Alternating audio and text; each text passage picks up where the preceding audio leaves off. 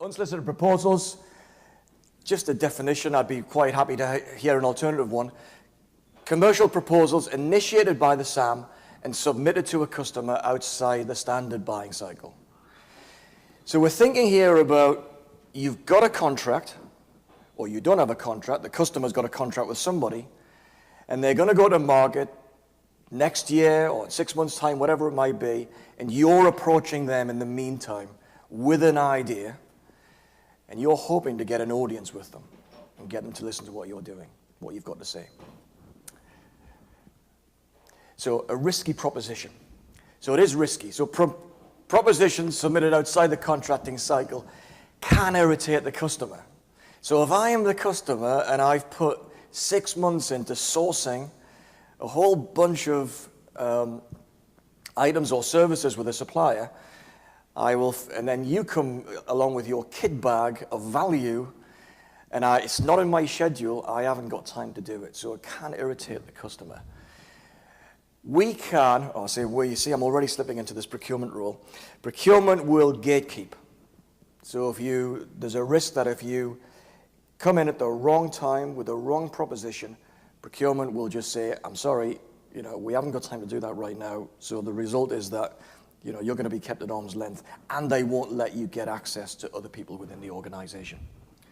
So a lack of customer insight can result in the proposition missing the target, inaccurate estimates of benefits, so a hope for the best strategy. Our products are the best in the world. We provide these savings to these clients in your sector. That's all very well, but my business is different. And the sheer waste of time and effort.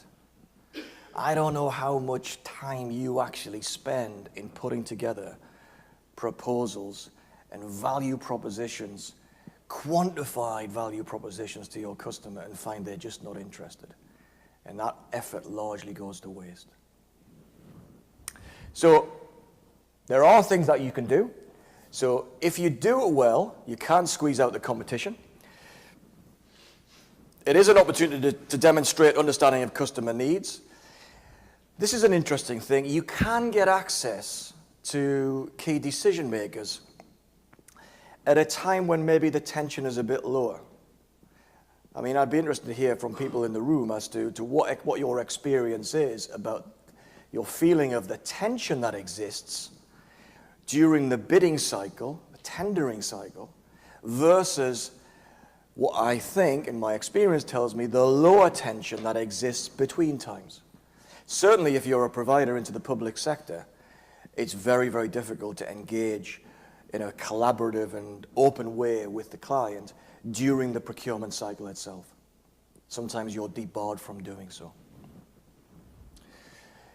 So greater access to customer data. So if you can get access there, you can generate data that can allow you to put together more useful value propositions.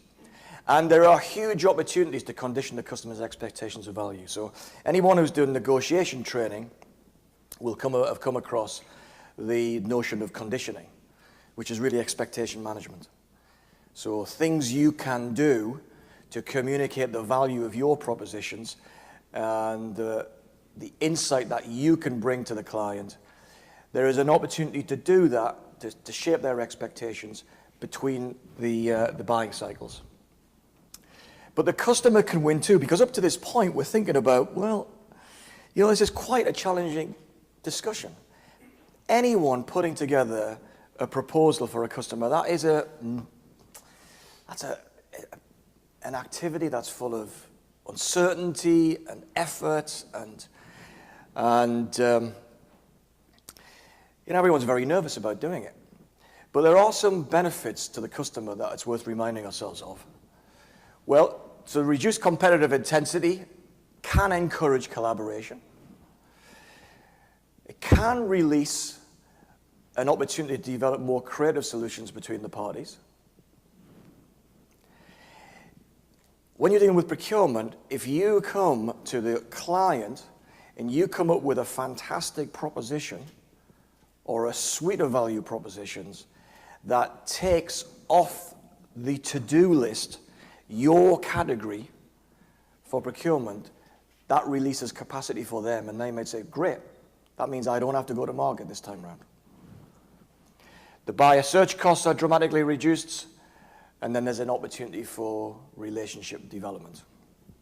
I'm going to come back to relationship development a little bit in due course.